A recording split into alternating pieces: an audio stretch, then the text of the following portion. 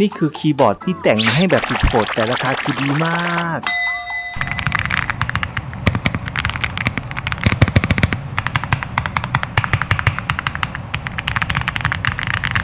Aula F75 คีย์บอร์ดขนาด 75% มีทั้งหมด 80 ปุ่ม ให้แบตเตอรี่มา 4,000 มิลลิแอมป์ใช้กันแบบยาวๆเลยครับ โหมดเชื่อมต่อมีทั้ง Type C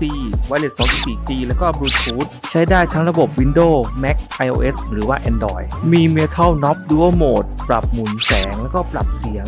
ไฟ RGB ให้มาจัดเต็มถึง 16 ล้านสี Color PVT Keycap เป็น Keycap ที่ให้เสียงที่นุ่มลึกเสียงดังพรีเมียมมาก สวิตช์ที่ให้มาเป็นตัว Real Box Greywood เวอร์ชัน 3 เป็นสวิตช์ที่พรีลูปมาให้จากโรงงานเรียบร้อยแล้ว Aula F75 รองรับ swappable เปลี่ยนสวิตช์ได้รองรับสวิตช์ของทุกแบรนด์เลย 3 ขา 5 ขาใส่ได้หมดครับ มาพร้อมกับโครงสร้างคีย์บอร์ดแบบ Gasket มีหลายชั้นหลายเลเยอร์